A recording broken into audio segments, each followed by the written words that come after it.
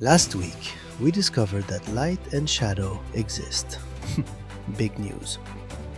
We also learned that we can represent them using different types of lines, which gives our drawings depth. And yes, perspective already gives depth. But today, we're not easily impressed. So in this lesson, we're talking about how light and shadow actually make a difference. A noticeable one. A wow, this suddenly looks real kind of difference. So let's roll the intro and dive right in. Oh, wait, I don't have an intro. Let's just dive into it. Light and shadow. Let's say we have a sphere, just floating there, suspended in the air, living its best life. Now at a light source. The sun has chosen a side, and everything must agree with it. In this very serious, very binary universe, we immediately get two things: light and shadow. The side facing the sun gets the light. The other side does what shadows do best, tries very hard to hide. We call these highlights and core shadow. But now let's assume our object is not Superman. It has to obey gravity, like the rest of us. So it lands on a surface, and something else happens. The object casts a shadow onto the ground.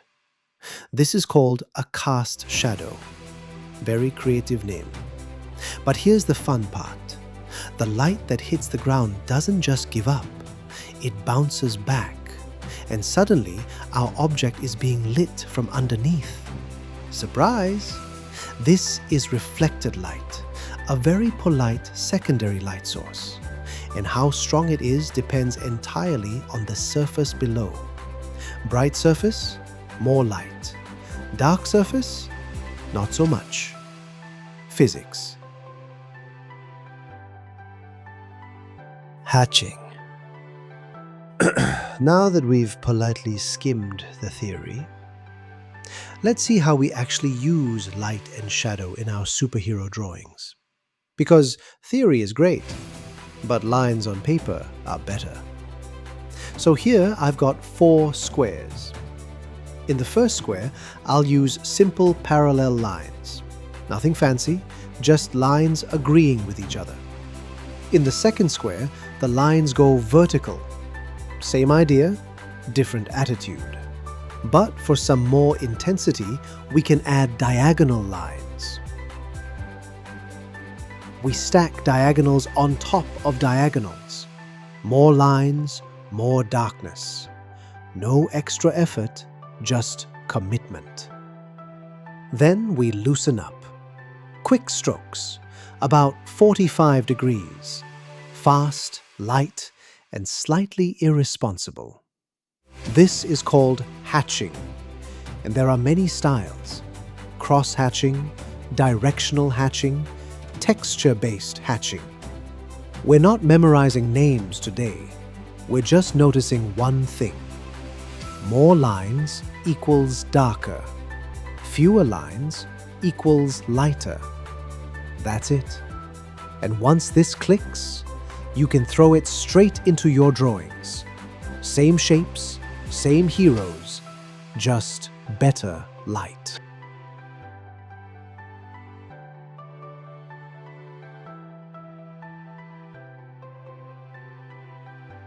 So today, we learned that light and shadow aren't complicated. They just need to be decided. One light source, one shadow side, and enough lines to convince the viewer. Line weight tells us what matters. Hatching tells us how dark it gets. Same shapes, same drawing, better choices. For your assignment, keep it simple. Draw one shape: a cube, a cylinder, a sphere, whatever feels emotionally stable today. Pick one light direction. Fill the shadow side using only hatching. No blending, no smudging. Just lines doing their job. Do it once. Then do it again with fewer lines. Then once more with more lines. Congratulations, you've just practiced shading. on purpose. That's it for today. Go draw something, preferably with shadows.